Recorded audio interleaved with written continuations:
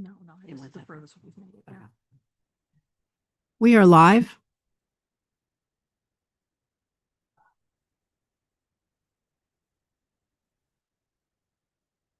We are live.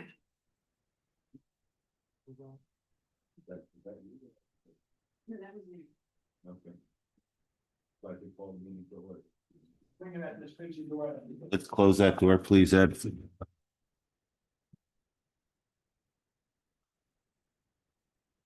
All right, City of Lake Worth Beach Historic Resources Preservation Board meeting, Wednesday, November 12th. Roll call, please. Here. Here. Here. Here. Nadine Heights. Kevin Warren. Okay. Can we all stand for the Pledge of Allegiance, please? I pledge allegiance to the flag of the United States of America, to the republic for which it stands, one nation, under God, indivisible, with liberty and justice for all. Very nice. Okay, any additions, deletions, reordering? Not on our end. Okay, approval of the minutes of the October 8th meeting.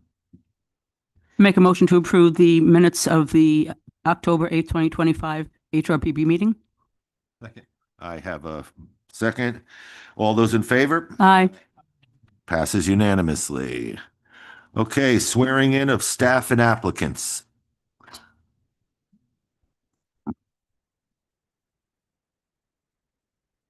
Testimony this evening, please stand and raise your right hand. Are you testifying or giving? Okay. Testifying, you don't need to stand. Okay. Do you swear and affirm the testimony you give will be the truth, the whole truth, and nothing but the truth? If so, say yes. Yes. Thank you. We had proof of publication. I don't believe there's any withdrawals or postponements. Any board disclosures? Yes, Mr. Chair. I just want to make note, I did consult with Annie Greening before she departed for Iowa, and I asked her if there would be any conflict of interest for me regarding the number one on the agenda this evening, since I live about a block away from that. Annie indicated that if I didn't have any financial interest in it or any strong opinions about it, that I would not have to recuse myself. And having no financial interest nor any strong opinions one way or another, I'm going to sit through it. All righty. Okay, so that brings us to new business, HRPB 25-001-00230.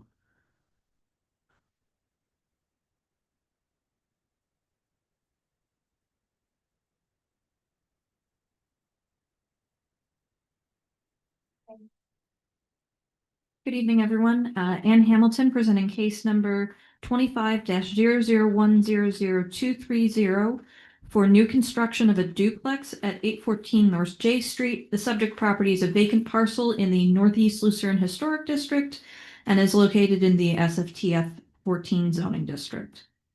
So here you can see a general location map of the subject parcel. It is currently vacant, as mentioned, and is located roughly between the east side of North J Street, between 8th Avenue North and 9th Avenue North. So here's a image of the current lot. It is vacant, and a survey of the parcel. Previously, there was a structure on the lot. It was built in 1947 and torn down in about 2001. So the site has been vacant for a fairly long time at this point. So here's the proposed site plan. As you can see, it's a 2-unit building, somewhat staggered in design. So you kind of have the front unit and then the back unit, and each one gets its own, side yard, living area, parking. Here is the proposed streetscape along J Street and the proposed front/rear elevation. And just to be clear, the front and rear elevations are the same because each unit essentially has its own front. And then you see the rear of the other unit behind. This is the side elevation. Both side elevations are the same as well. And the proposed floor plan for each unit. Color elevations of the proposed new construction. Just for your reference, this is similar to another project that was recently built at 711 North L Street. in a very similar style.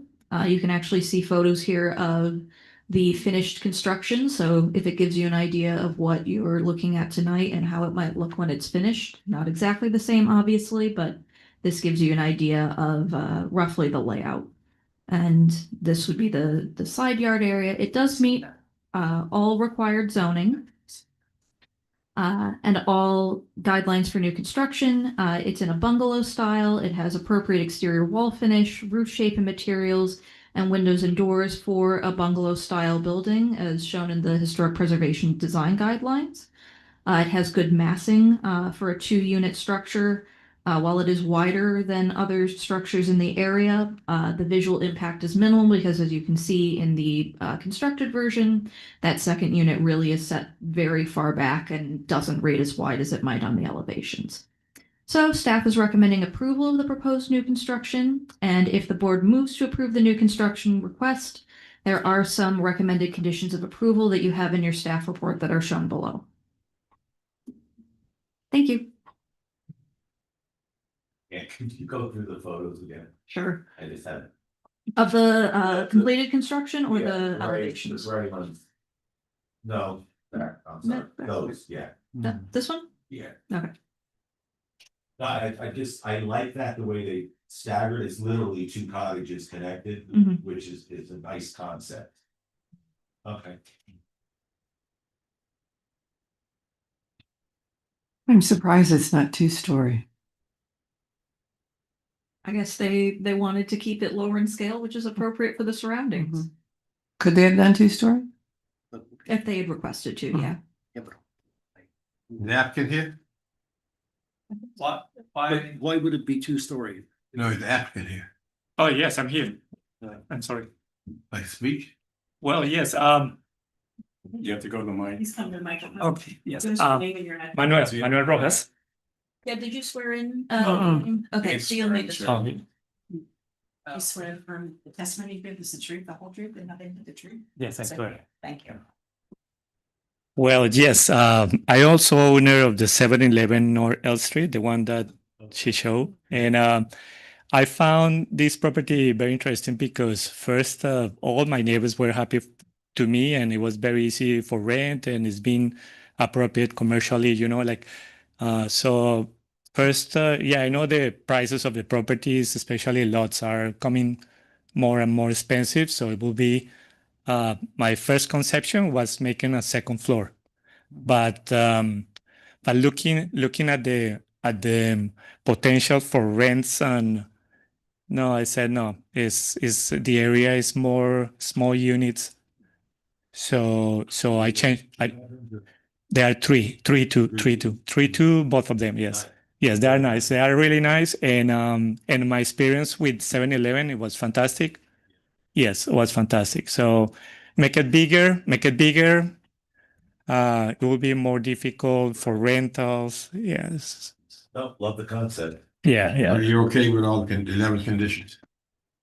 With the conditions. Yeah. Okay. It's fine. Yeah. Yeah. Yes. Yeah. You're happy, I'm happy. Yeah. We're happy. Good to see. Good, thank you. Okay. Good. What's the area? What is the area of the unit? Each unit is 1100. 1100. 1100 each unit. Yeah, that's a nice size. We need more 3-bedroom units. 3-bedroom, yes. Yeah, that's- 3-bedroom. It's right here to school. It's gonna be nice. That's all I had. It's beautiful. It's a nice project. Yeah. I do have a question. Is this, sorry? Address and I don't know if it's for. No, I didn't swear in. I mean, do I need to? Oh, it's public comment? Yeah. Okay. It's just a question. I'm just here. Sir, Could you please state your name and address? Sorry. Dermot Brown of 204 North Lakeside Drive. My question is, does this have off-street parking? I believe it does. So yes. No, yeah, I think he has parking. Yeah, He has parking in the rear, parking in the front. One at the front and 2 at the back. Yeah. 2 at the It's back. actually Yeah. labeled as 2 at the front, but Yeah. would be over parking. Yeah, there one are at the front and 2 at the back. The front is the one below, and the back is the one up. Okay. All right. That's it. All right. All right, have a motion, somebody. Okay, I make a motion for him. It's a good question. Move to approve. HRPB project number 2500100230 with staff recommendation conditions and construction of a new family structure of 814 North J Street based on evidence of staff reports pursuant to Lakewood Beach Land Development Regulation and Historical Preservation requirements. Beautiful. Did I get a second? Second. I have a motion and a second. All those- Actually, before, I'm sorry, Go Mr. Chair. ahead. Just a point of personal interest. Do you have a time frame when this is going to be finished, the construction? Well, I'm going to start next year, roughly March. Hopefully, I will finish next year. Yes, it will take me 6 months, 7 months. It's a one-year project. One-year project. What? Is that how long it One-year took? project. When Roughly a one-year project. roughly it will be finished October, November next year. Okay. He said 6 months, 6 months once he starts. since Okay, I okay, started. that's fine. I mean, And that's how long the construction took on the L Street property? Yes, yes, Thank six, 7 months. Thank you. Maybe. All right, all those in favor? Aye. aye. Aye. Aye. Passage unanimously. Thank you. Good Thank you very luck. much. Thank you, sir. All right, ordinance guy. So you can ask questions. Already. So we have the two ordinances. Well, We're just getting situated. I think Glenn has to read the ordinance.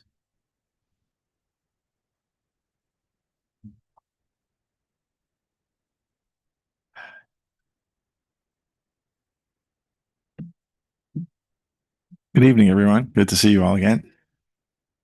Ordinance number 2025-24 is an ordinance of the City of Lake Worth Beach, Florida, amending Chapter 23 Land Development Regulations, Article 1, General Provisions, Division 2, Definitions, Section 23.1-12 Definitions, Article 2, Administration, Division 3, Permits, Section 23.2-27 Waiver, and Section 23.2-34 Request for Reasonable Accommodation for Disability, Article 3 Zoning Districts, Division 1 Generally, Section 23.3-6 Use Tables, Article 4 Development Standards, adding a new Section 23.4-27 Recovery Residences, Private Severability, Conflicts, Codification, and an effective date.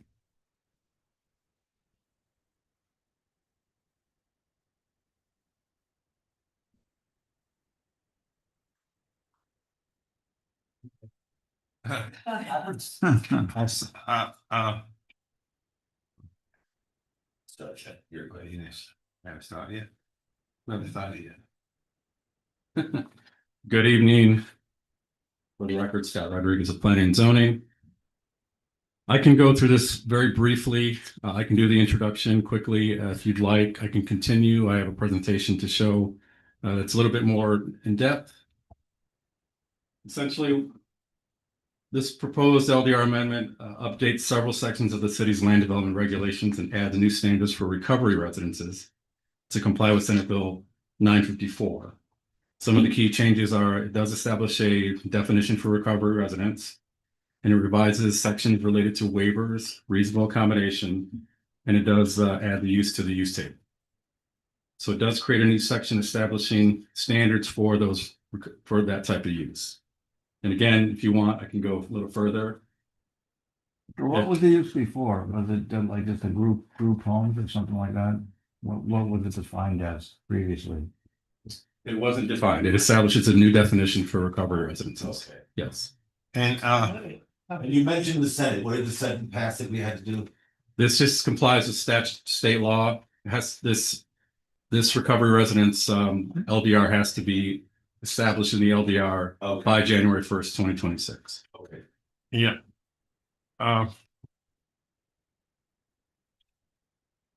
This is going to be used in multifamily and mixed use zoning districts, right? Yes. But I understand what the city's trying to do, but every 1,000 feet you can have one of these. And that's the problem. Well, we added that. There was no separation distance requirement per the statute, and we added that.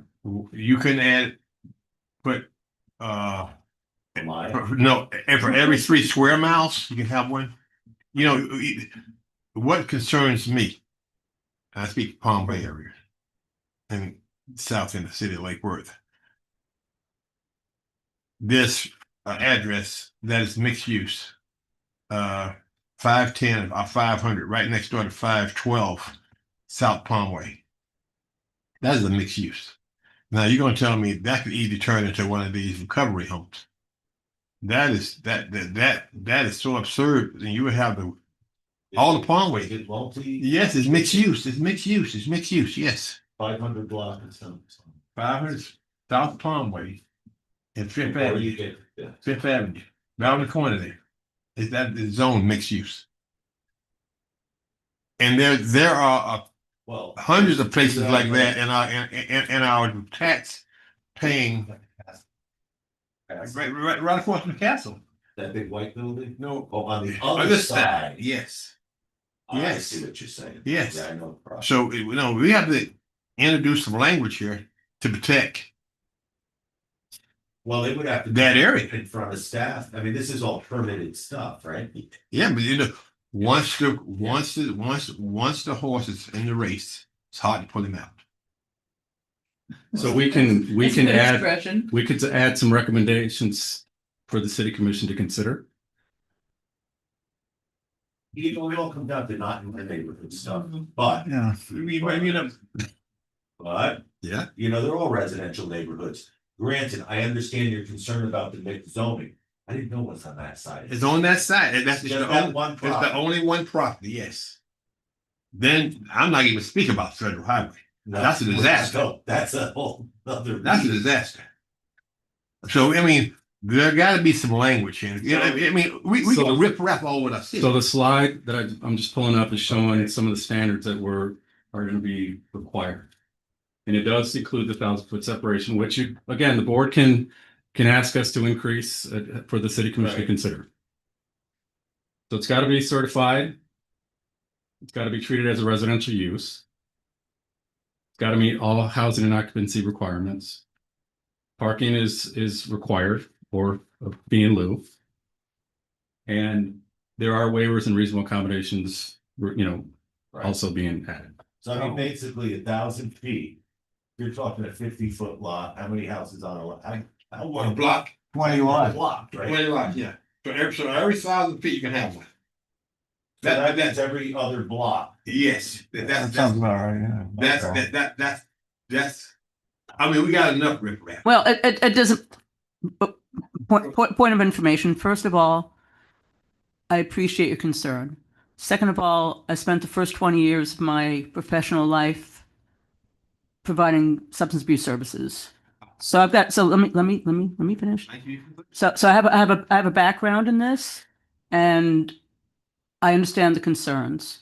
I'm concerned about the use of language riffraff. These are people who are trying to get sober and turn their lives around.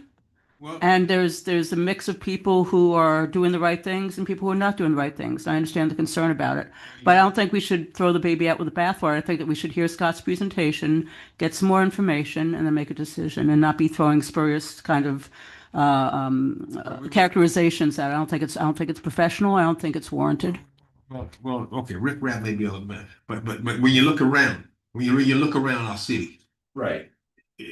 I'm gonna tell you seriously. Whether you want to acknowledge this or not, we are a dumping ground. I knew what you said. We are a We're a dumping dumping ground ground as a municipality. by municipality, and it's up to us what we want our city to look like. And I thank you for your service for helping the disability of those who's really trying to get sober, and then again you got those that really trying to get it, and they that really need that treatment. But then you have abuses of the system also. We can't turn our back, and so are we going to abuse our city because we want to? God said help those that help that in need. But we have to look at what state our city is in and where our priorities lies, so we can be a better city. You got people that don't even go to our parks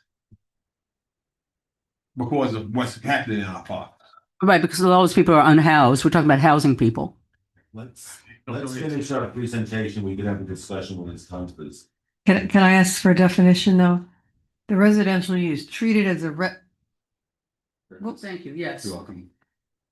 it's divided. And again, I'm I was looking for the difference between the residential and I mean, can you go back to the slide we were on? Yeah. Not a transient lodging facility. What is that? Is that a hotel? So transient lodging is temporary. So that's typically what you see as a reasonable accommodation is for, to allow these uses or the housing component of it to be greater than 60 days. So I want to also clarify that this is just housing only. No services are meant to be on site at all.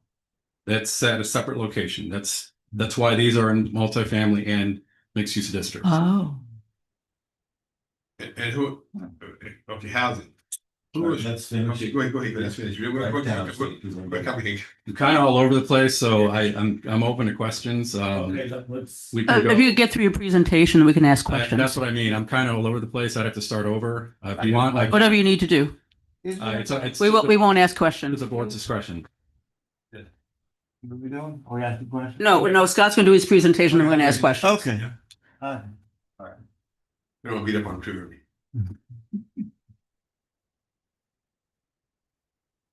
Okay, I kind of went over this part already. Essentially, this is just showing that several sections of the code are going to be revised or established per Senate Bill 954. And again, this ordinance ensures that the city meets this requirement and clearly defines how recovery residences are reviewed and regulated. Again, this is just clarifying the definition of a recovery residence and how it's different from residential uses. Ensures consistency with applicable state and federal laws, and provides a transparent process for reviewing requests for waivers and reasonable accommodation requests. Again, as we discussed, this is the definition that's been established. I do hope that you have a copy of the ordinance in your packet if you want to take a look at that. This section allows for an applicant for recovery residents or community residents to request a waiver from the distance separation requirements if it's practical. So that's just in place. It sounds to me some board members may want that to increase. And that waiver, again, this is just the waiver process already exists in the code. This is just revising that section to include this. Reviewed by the appropriate board. The board may approve, conditionally approve, or deny. And waivers expire if no related license or permit is issued within 12 months. That's just, again, getting some more details of the ordinance. Key criteria: minimal modification necessary, no negative impact on adjacent properties, and maintenance of neighborhood character without creating a concentration or an institutional atmosphere. Again, focusing heavily on the housing component of this. The reasonable accommodation establishes a formal process. We've been reviewing reasonable accommodations informally, and now this is just going to formalize that process per statutory guidance or guidelines, I should say. This ensures compliance with federal disability laws. It is reviewed administratively and has to be responded to within 60 days. And like all our reasonable accommodation requests, there's no application fee that we charge. Enforcement is paused during review, and approval may be revoked if required licenses or certifications are not maintained. So we have gone through this a little bit. This does establish location criteria, certification. It's treated as a residential use. Does have to comply with housing code. Parking is required. And as I briefly went over the waiver and reasonable accommodation requests. So this does establish a clear legal framework for the location operation of this type of use, protects residents' rights under federal law, provides the city with oversight and enforcement tools, and promotes balanced neighborhood integration while preventing over concentration of facilities. Again, that speaks to the 1,000-foot separation. And we can open this up for questions. I mean, 1,000 feet could be 2 lots, that is where you're at. I just don't think we should have this type of activity every 1,000 feet. There's just no way that gonna make anybody feel comfortable. And another thing. So who came with the 1,000? How y'all reach? we got this because community residences currently in the code and per statute have that 1,000-foot separation requirement and are also subject to the waiver process. So that's where we got that distance, proposed distance from. But, you know, a sex offender, what's the code for that? Well, this is a zoning code. I can't speak to that. But, however, we don't know we don't know what character they are. We're living next door to, let's say, 512 South Palm Way. Why should that person put it with Don't say it, Ed. okay, put it with that accommodation? I mean, I'm only speaking on the LDRs at present. And now community residences and recovery residences are now similar, but they're very different from you can't other put types this, of. you cannot feel comfortable putting this in the residential area where most of our resources come from. Palmway, Lakeside, no matter, we don't, it's tribal. I won't give it all over in Lake Island. Yeah, but you might even know, the way it's set up, you might not even know they're your neighbor. Right? From what I'm saying. And again, we can. I live right across from South Palm Park. Oh, I understand that. And I see what comes out of those, the Lord's Place, the girls, I watch it daily. People next door, live next door. People by the park watch it daily. It's an uncomfortable situation. Well, I think that's maybe even a code issue on the south end, and I understand what you're saying, but right here, we're just discussing the ordinance. If you want to make a suggestion to the commission that should be 2,000 feet or a mile. Why can it be, why can we have these things every 3 square miles? Because you'd only end up with 2 in the 7. You have 7 in the city. That's Again, we can definitely make that recommendation. What we do is that's more comfortable. It goes to, this is a PZB passed this unanimously, Planning and Zoning Board last week. I'll draft a staff report for any recommendations this board suggests, and we'll carry that over to City Commission for first reading. I was here. So what is this? What is the length of the distance or your? I would like to recommend 3 square miles. And I think, does the board need to agree to that, or would be a motion? It's gotta be a motion. We would have, I don't think we're ready for a motion. I mean, I have more questions. Yeah. I'm not saying that I'm ready for the motion. I'm just figuring out process wise. All we're basically, we have a recommendation that the commission adopts it, and we have a recommendation that they don't. You want to make a different one than that? Seriously, I want them to have this, and I want to make a recommendation where it's 3 square miles per disability center. What is it now? 1,000 feet. It is 1,000 feet now. I don't mean on here.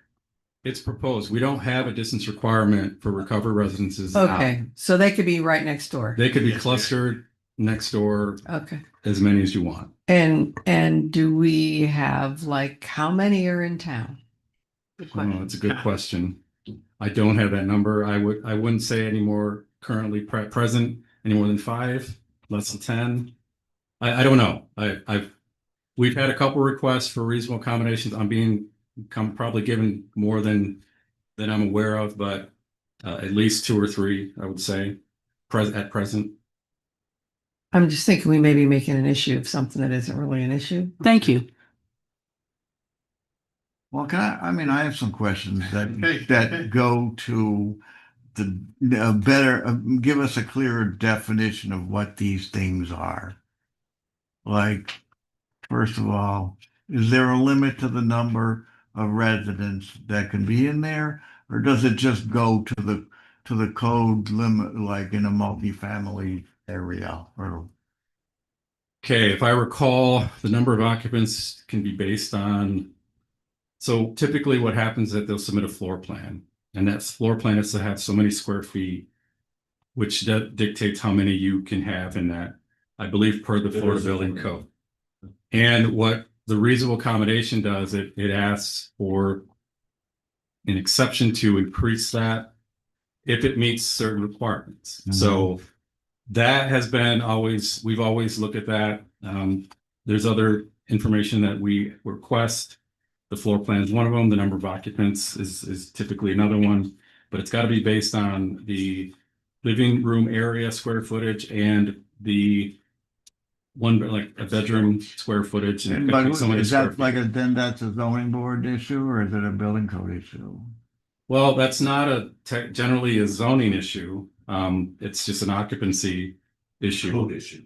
They should go by the Well, code. who reviews it? Well, staff reviews it, but we do review it in compliance with the building code.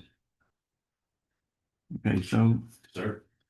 Maybe it's helpful, maybe not, but this is because the legislature is requiring this. This isn't the city just coming up with this idea. The legislature says you have to pass rules about recovery residences. They have to be in every multifamily district. So they didn't give us a lot of parameters, but they said you have to do it by January 1st.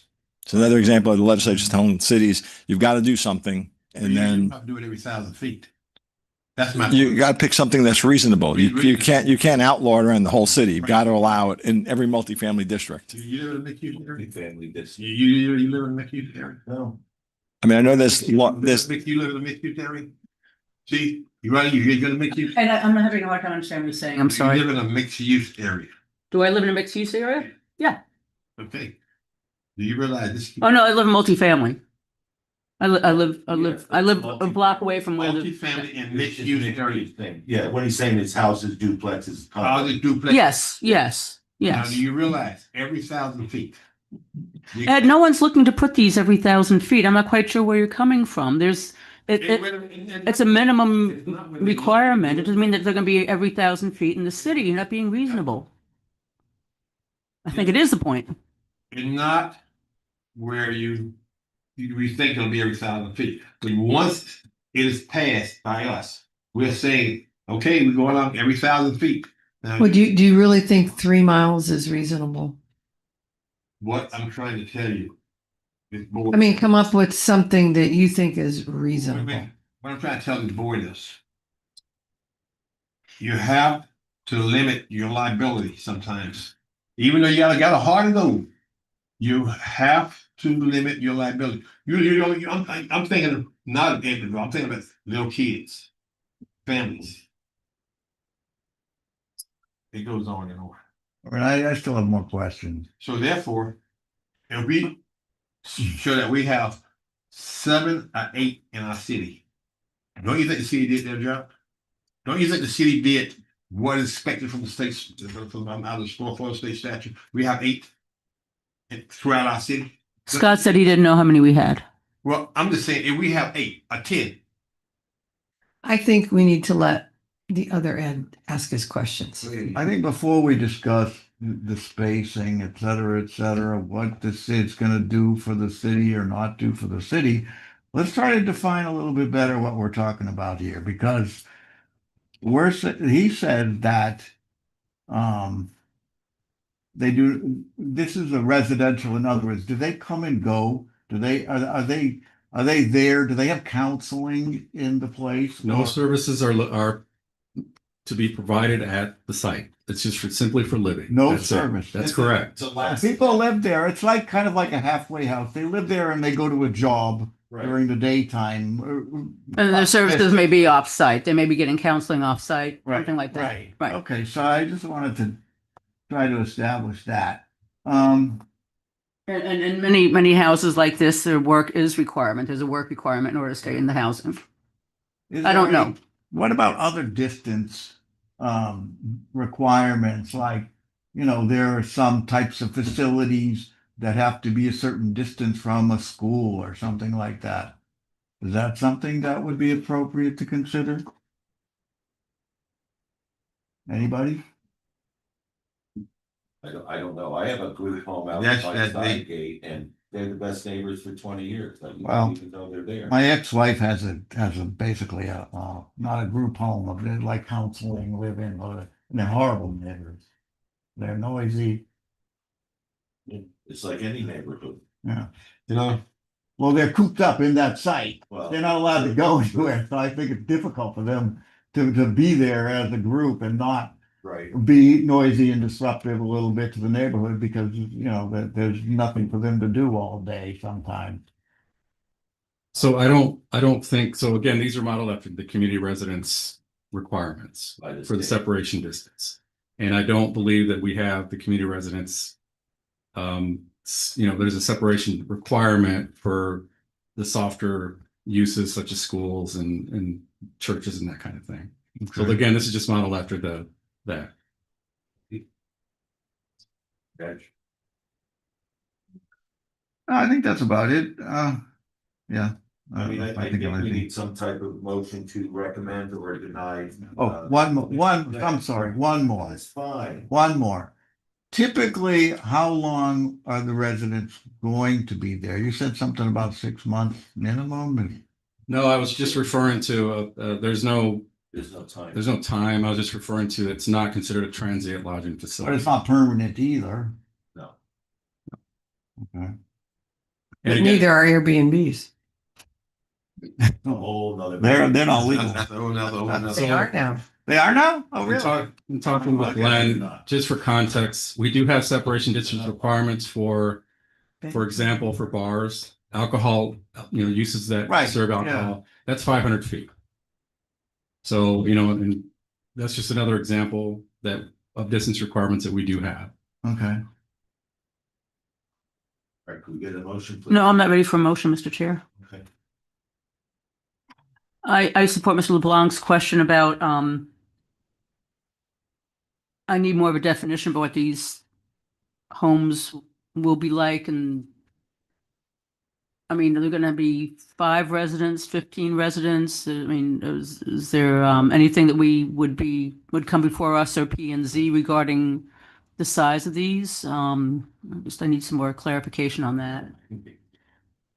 But single family, they always understand code. Where you're saying it. But I know, like with group homes, the reason why I thought of that is because I was reading the code in relation of a year or two ago to group homes. And they do have, you know, minimums and maximum numbers of Residents. residents that define what that is. Two persons per bedroom. Right. 2 persons per bedroom. That's the Right. code. But there's also a Now, maximum if- number in the home. If you have a 4-bedroom home, you can have 8. Just a couple points of clarity. So the definition does indicate that it's going to be licensed by the Department of Children and Families. So there's going to be a requirement of occupants there. And also, I think one of the whereas clauses indicates, where's that at? Why is it?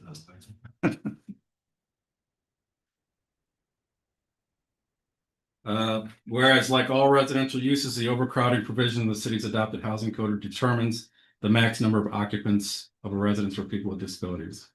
So there's another way that the city can regulate the occupants. But isn't disability is a broad field of activity?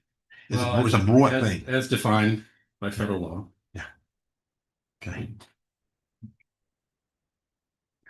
So just to have some more clarity about the process, so Jane Doe wants to open up a sober house and she wants to have 10 residents there.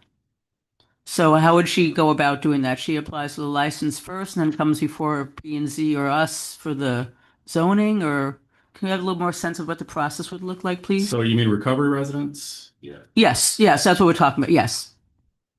So It's a chicken egg thing. They, So what- they go, what we- they go for the, they go before us first, they go before the Department of Children This and does Family. not go to before any board. This goes right to staff. Typically, what we do is we review the application, and it's a permitted by right use. So this would require business license application. In the cases that we've seen, a reasonable accommodation has been requested for the number of occupants and also to the transient lodging portion. So that's kind of what that looks like. We get it, and then a reasonable accommodation request is made. We ensure that it meets all the required certifications, and then we write a letter, and then they apply for business license, and that's how that goes. Okay, so it would not come before our board or P and It Z. does not.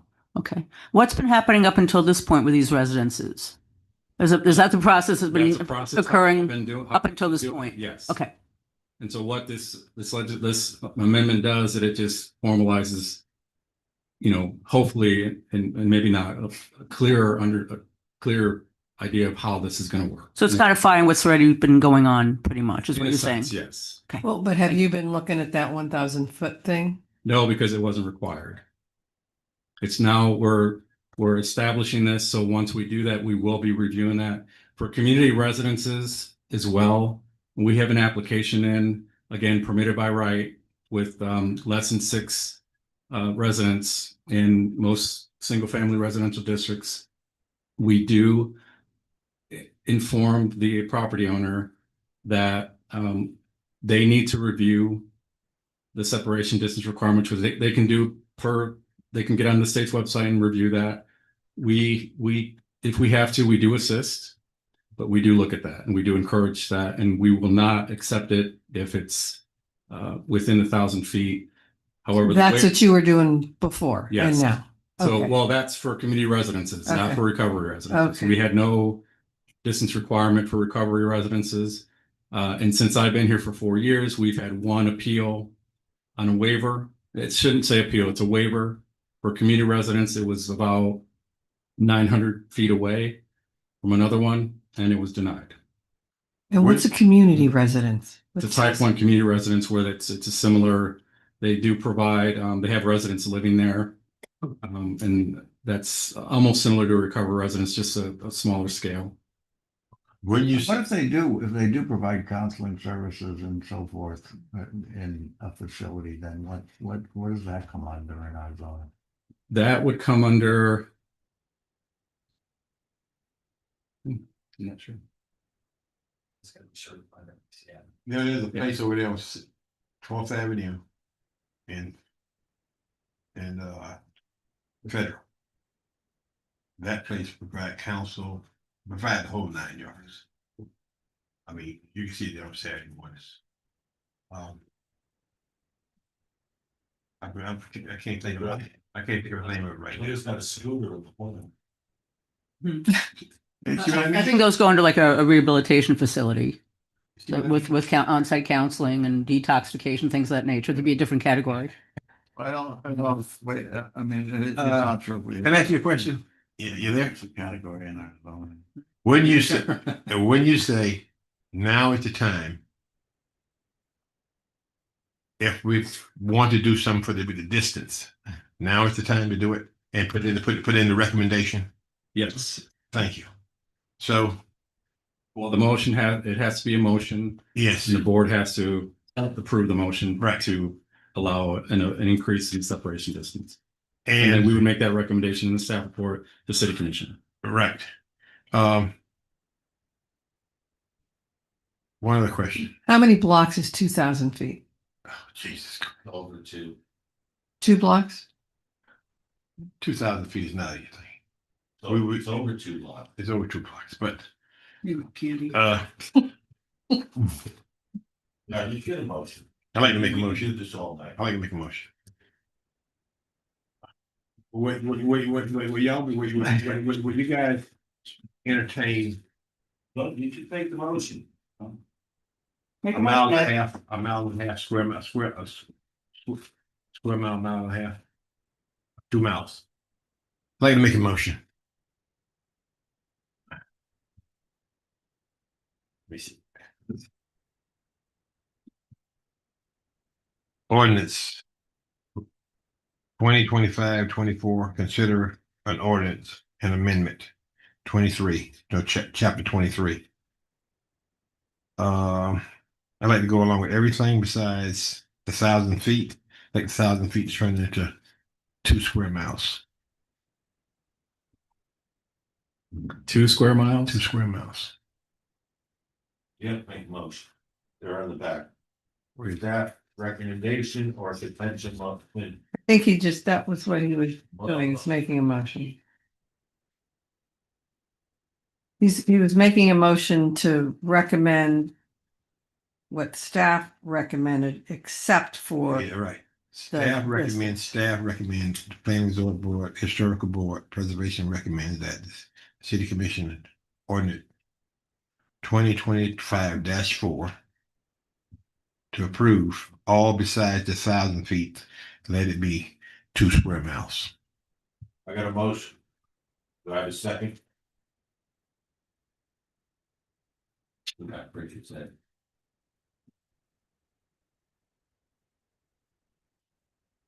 Motion dies, right? Yes. Right, but I got another motion. Before I get emotional. I'll make one.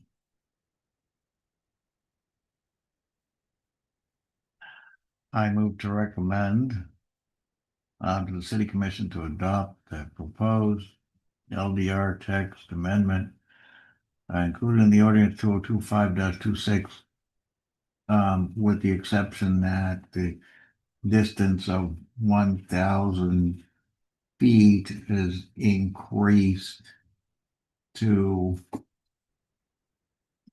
3,000 feet. Okay, I have a motion. Do I have a second?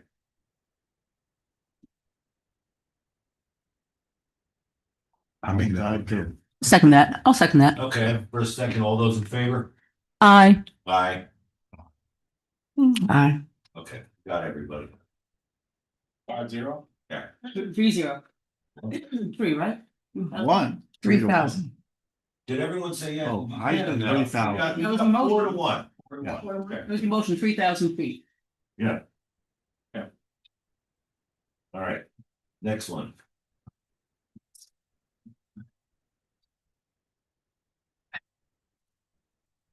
It's gonna come back and bite you. I know it, I know it is. Well, I don't know. That doesn't mean that's what's gonna happen either, because planning and zoning The horse left the barn. went along with 1,000. The horse left the barn. Take more control. The horse left the barn. All right, Mr. Chair, do you want me to read the next one? Would you like me to read the next ordinance? Yeah. Okay.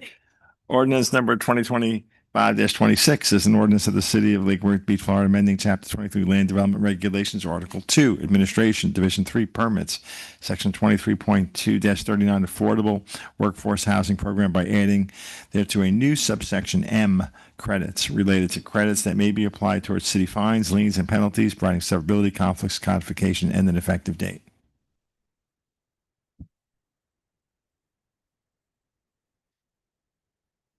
All right. Again, Scott Rodriguez with Planning and Zoning. So the purpose of this amendment is to encourage voluntary creation of affordable and workforce housing by providing site-specific financial credit that can offset certain city-imposed fines, liens, or penalties associated with that development of the site. This approach helps bring underutilized or encumbered properties back into productive use while directly supporting the city's housing goals. And these are the key provisions up on the screen.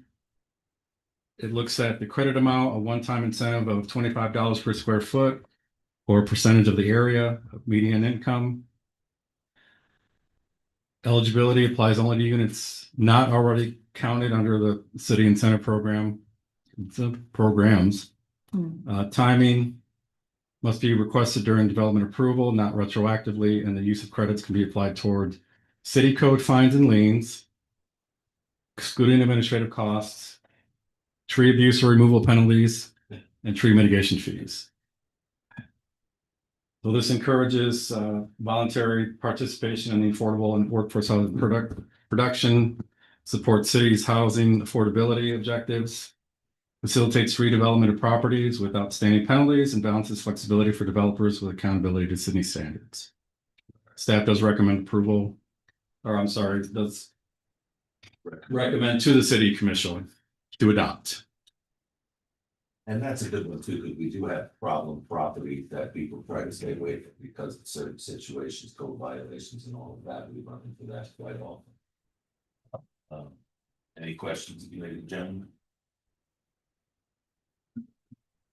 That process, and can you, like, what's the actual process when somebody wants to have affordable housing? Who approves it?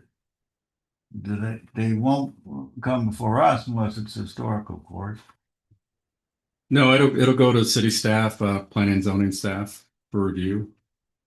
And again, this is once the, the site is beginning to become developed, and we would reach out to, or they would reach out to us or to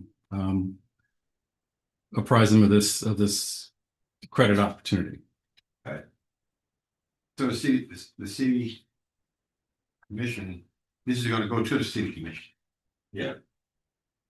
Yes. And the CRA, Let me see that in there. yeah, they're right on top here. Are they? Yeah.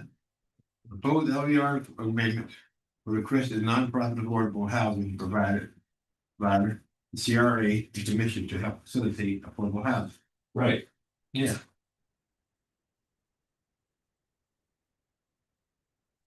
And I was gonna, Landlord, there's a question. I got a question, yeah, I got another question, because before, I think does this change anything in the fact that, like, at this time, are we not, in line or defer to the county standards for affordable housing? And does this change that? No, the developers have an option to utilize the city's program or the county's program. Oh, okay. So obviously, this is an encouraging folks to Well, they could do both, maybe. possibly, yes. Okay. And this encourages them to stay with the city program. Okay. I'm a little confused about property question. How did that work? So if city had the code fine and they go into foreclosure, then how that works?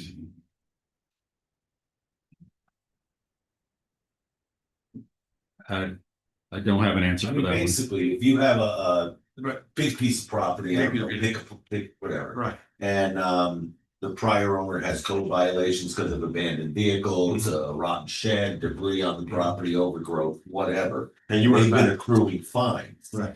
These fines could be abated, Mm-hmm. reduced, eliminated, if there was trees cut down, right? I mean, that's what I'm reading. Yes. Yeah. So it's basically take a problem child and we'll help you with it to build affordable housing. Well. Okay. And bring me back to the person in question who owns the property.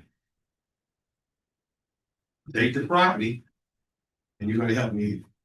Give me a fine abatement. You're gonna give me consideration. You're gonna give me special consideration. Incentives. Incentive to take the property. But it doesn't say exactly what the incentive is. Is There it you go. something you can work out with them? Is that what that means? Well, the incentive this establishes that incentive, that Right. percentage or a dollar amount that would be applied to certain penalties and fees. Did I see 25? Where did I see that? $25 or a percentage of the median area income. Okay. Which isn't bad. Maybe, but Right now, our county and municipality have a hard time anybody building affordable housing. whole lake worth of affordable housing. Come on, I mean, that's the cry and that's the cry. Let's get I'd like to make a motion. there we go. Move to recommend the city commission adopt the proposed LDR text amendments, including ordinance 2025-26. Beautiful motion. Anyone have a second? Second. I got a second. All those in favor? Aye. Aye. Got everybody that time. One share.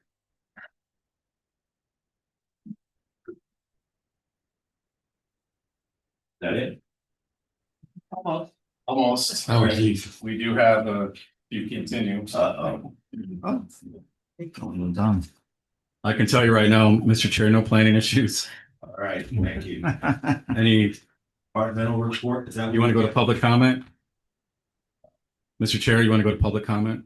Good. Anybody, public comment? We only got one public. Sir, you want to say anything? No. Really welcome. Just about the meeting in general or anything? Whatever you want. It's not required, you're fine. Not required, I'm just saying, just you. Sit there, all right, good. Go ahead. Okay, Mr. Chair, we do have a department report. It's an update on consideration of a resolution adopting an open space and recreation master plan. And our friends with Chen Moore are online to provide that update. Oh, wonderful. Welcome. Good evening, Mr. Chair, board members. I am Nilsa Zacharias, Director of Planning of Chen Moore and Associates. And with me is Mr. Lance Lilly, Senior Planner of Chen Moore and Associates. And we are so excited to be here presenting this final report for the Open Space and Recreation Master Plan. And Lance has a presentation for all of you, and he will proceed with that. Yes, good evening. Let us know if you have any questions. Scott or Sherry, it's saying that I need to be able to share my screen.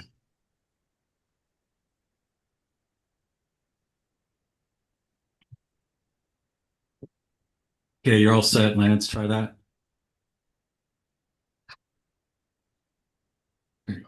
Okay. All right.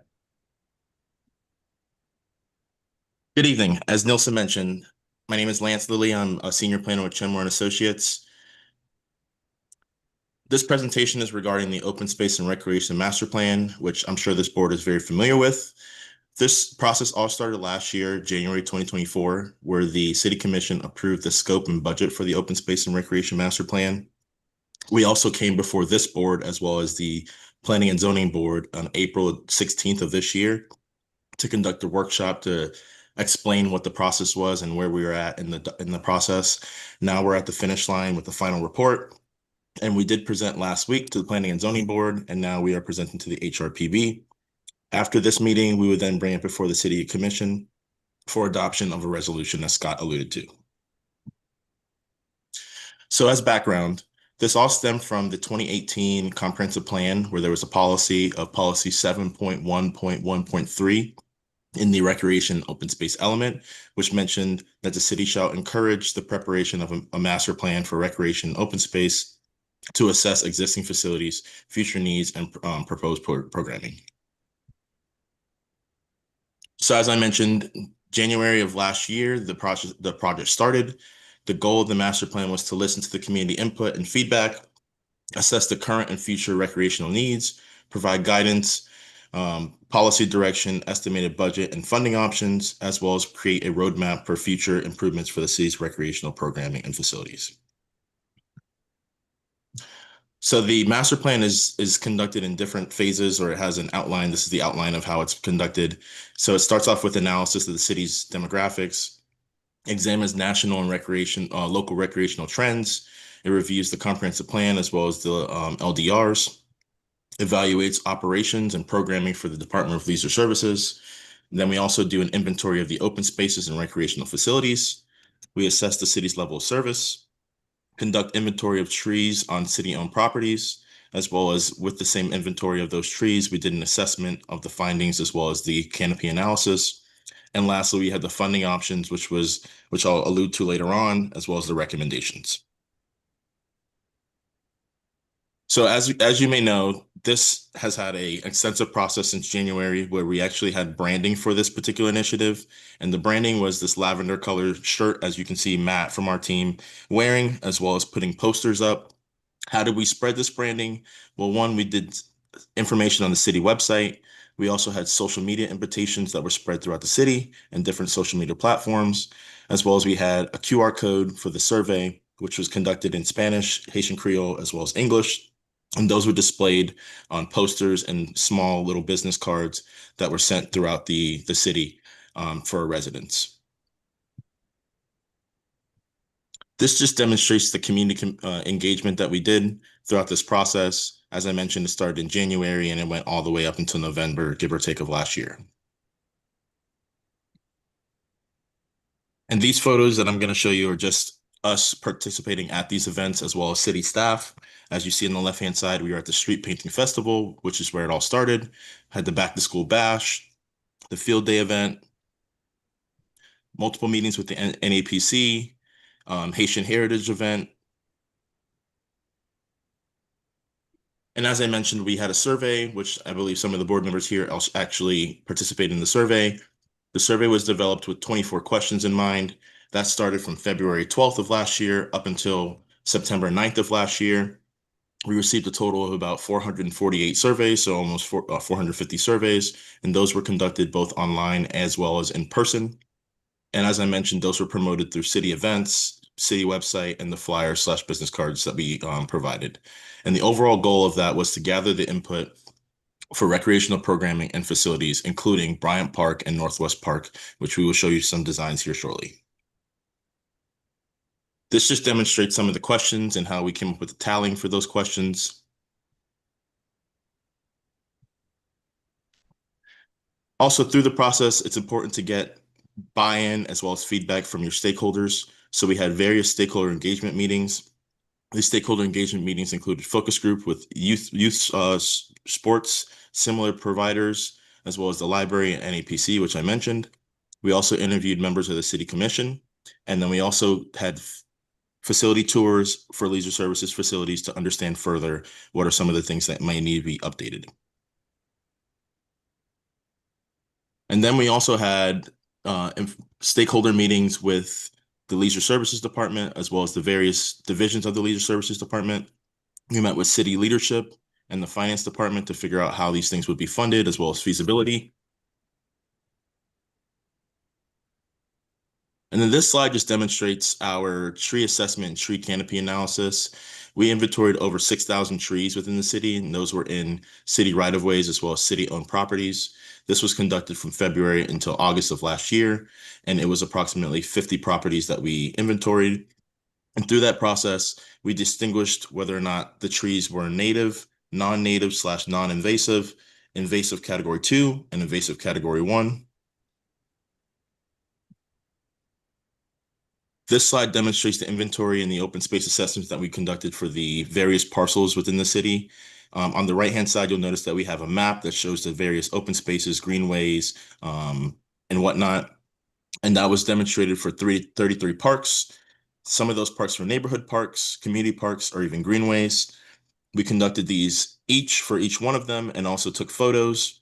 Then we reviewed the amenities and the functionality of such park or open space. Then we rated these amenities and parks in conditions from 1 to 3, 1 being low and 3 being excellent. And then we also had an inventory or an analysis that we had that was conducted using the National Recreation and Parks Association's 3 pillars, which I will show you here shortly. So this graphic demonstrates South Palm Park, where it tells you what type of park it is, which in that case, it was a passive neighborhood facility, the amenities that are there, as well as the acreage. And then this demonstrates the rating system. So 1, as I mentioned, being low and 3 being excellent. So for example, playground, we mentioned that the playground looked like it was in excellent condition.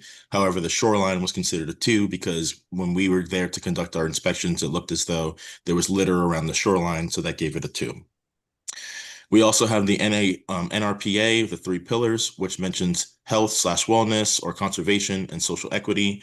Through that, that's a 1 through 5 scale, 1 being worse and 5 being best. And essentially, there were certain things that we conducted saying that it was 3, but one thing that was conducted that was a 5.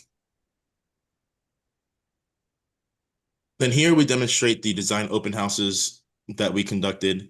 We had 2 design open houses, one for Northwest Park, which was at the Haitian Peniel Baptist Church, conducted last year in October. And then we had a second design open house, which is for Bryant Park, and that was at the Compass LGBTQ Community Center in the November of last year around Thanksgiving. These events included an introduction of the project. So essentially we told the participants what they were going to be doing, why we're here. And then we had roundtables with the residents to brainstorm key questions. Those key questions included, what do you like about the park? What are some challenges? What do you envision for these parks? And then we had hands-on exercises for visioning to see how the residents would like to see it. And then we had open discussion and feedback for each one of the groups. This just demonstrates the flyers that we provided for the Northwest Park. You will see here shortly that there's another flyer for Bryant Park. Both flyers that we put together were conducted in Spanish as well as in English. This just demonstrates the photo of us doing the design open house with the residents of those communities. That included Lake Cove, as well as Sunset Ridge, as well as Vernon Heights.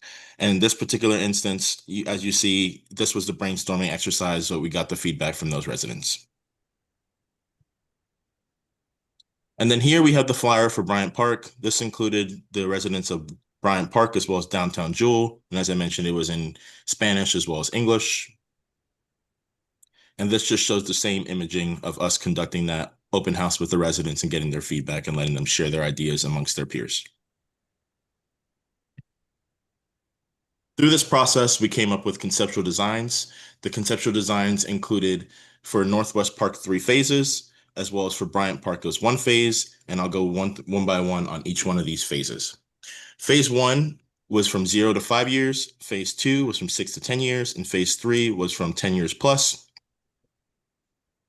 This is phase 1, and essentially this is the phase that demonstrates that a lot of the facilities in the right-hand side, which is the Little League fields, remain as is, and then you have a potential addition, which would have a public-private partnership potentially for a dog park, and potential expansion if the church would allow it. Then we also include the splash pad, which is in the essentially like the center of the facility.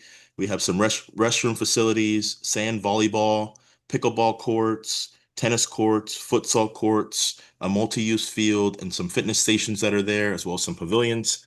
And you'll notice here that Manzo Field remains as is. Phase 2, we get into playground, which has a sail shade. We also have more expansions. So we also have like a temporary parking area on the south. And then the Little League fields actually conduct a renovation of those facilities. And as we continue, you'll see that in the middle, there's an actual courtyard as well as a community center, which is approximately 21,000 square feet. In this last phase, you'll notice that Manzo Field becomes removed. And through that process, we include parking, a potential pool/aquatic center with cabanas. And then also we expand upon the existing or proposed trails that we have for fitness, as well as a potential boardwalk with the South Florida Water Management. So that goes for phase 1, 2, and 3 for for Northwest Park. Then we transition to Bryant Park and South Bryant Park. With these proposed amenities, we include a playground with sail shades. We include a renovation of the amphitheater that's there. We also include some type of berm with sail shades. We renovate the existing boat ramp. We include some type of rental recreational kiosk that's there.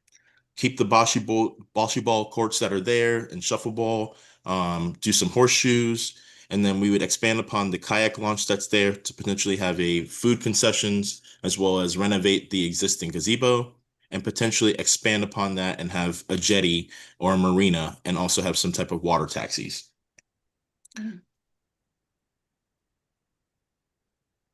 And the key considerations that we noticed is through this process, a lot of people, including some members on this board, mentioned that safety was a big thing. So we have key considerations for safety, security, and accessibility, discussing potentially enhancing safety measures, the need for more pocket parks, ensuring that kids have the ability to travel for sports programming. We also wanted to examine the built-in natural environment, so tailor some type of strategies or collaboration between city and the developers. And then also new development should have some type of incorporation of open spaces. So essentially maybe include something in the LDRs to require that. Also elaborating on the existing greenways and also some open space opportunities for within the neighborhoods. Then we'd like to also look at the open space improvements and the expansions. So maybe change the existing open space definition or the categories and expand upon that to include conservation areas. Think about maybe the importance of maintaining and expanding these green spaces and the enhancement of Bryant Park. Then we talk about park utilization and programming, expanding on the programming that's there as needed, reflecting the demographic trends, because as you know, this plan isn't only for today, it's for the future. So don't only think about today's needs, but think about the future needs. And then opportunities for kids at the golf course, maybe expanding upon some of the programming at the golf course. And lastly, the facilities and the infrastructure. It was mentioned that an aquatics facility with a pool or something like that was necessary, and doing maybe some more indoor spaces and programming for the kids and also other users such as elderly population, and having more parking for large events.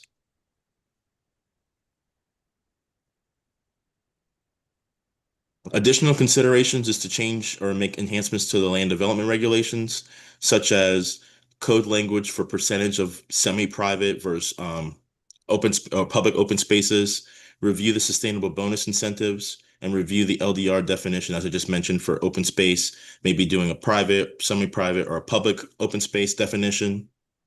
Thinking about impact fees as well as parks and recreation fees.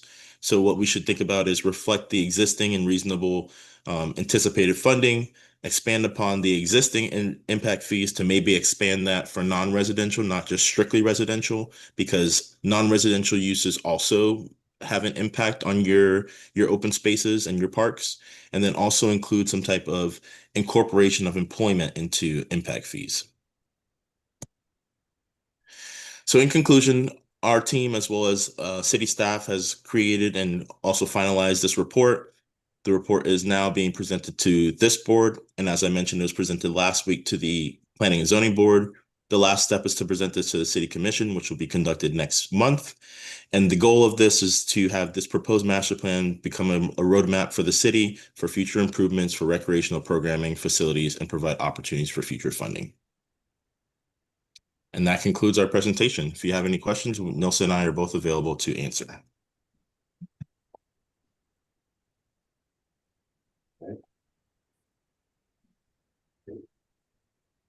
All right, we're good. Thank you. I got a question. Oh, Is there a, can we look at the report online or something? Is there a way we can see the full report, or is that something that's gonna happen in the future, but not yet? The city staff does have access to the report. I'm not sure if it's on the website as of yet. I'm not sure, Scott, if you have any feedback on that, if it's on the website. No, but I'll reach out to the board and make that available. Great. Yeah, I just want to say I'm very, very impressed by all the work that was done to get community engagement. I did participate in the survey. I think I mentioned when you folks were here, I think it was in April. And this is very, very exciting for the city. I know Bryant Park is a big bone of contention for a lot of the residents in terms of activities happening there. And I think the more we develop the park there, the more opportunity there is for families to feel comfortable going again. And very, very excited about this. And you guys did a great job. Thank you.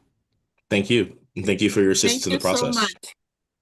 Thank you so much to every staff member. The city staff has been extremely cooperating throughout this process, and we are deeply grateful to everyone. Thank you.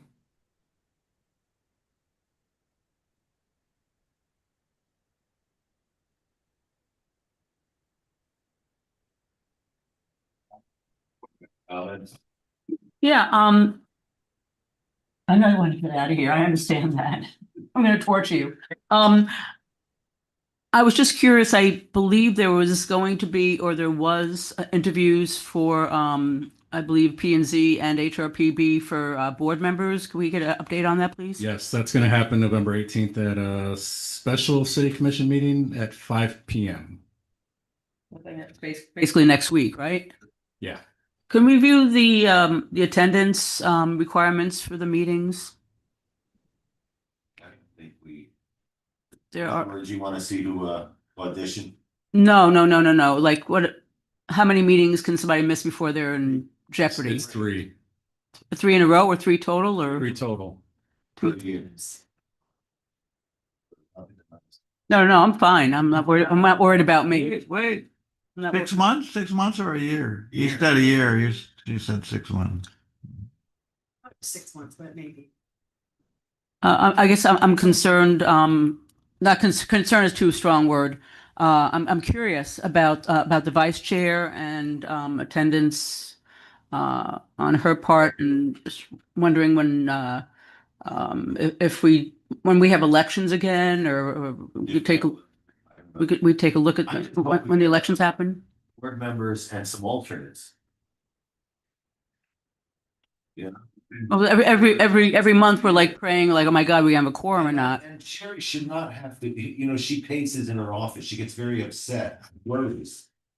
And we shouldn't have to put her through that every month. Because we're down one member and we have another member for whatever, reason, has been having difficulty making the meetings. And I'd like to kind of see if we can move in a different direction with, I guess, we're going to have somebody else be appointed. When do elections occur? Just those are the kind of general questions. So the elections occur in January of each year. For the board, where you would select your chairman and your vice chair.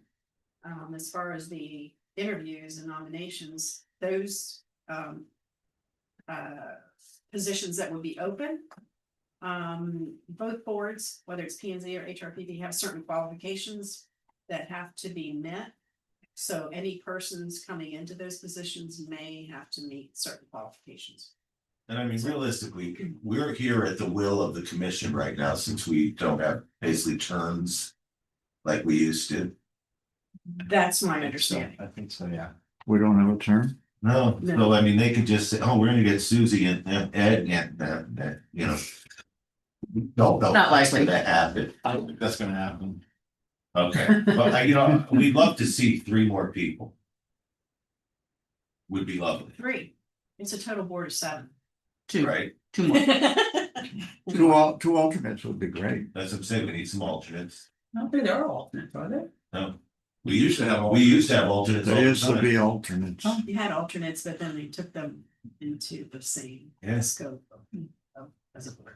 All right, well, thank you for that. And the other question is there going to be a new principal planner, or is there a process for that? We are in the process of the position has been posted. We're in the process of seeking applicants. And we'll keep you updated. For Annie's position, basically. Yeah. All right. Anyone else? Thank you. We're good? Motion to adjourn? You don't want to sing a song or something? Yeah. When I was a little girl.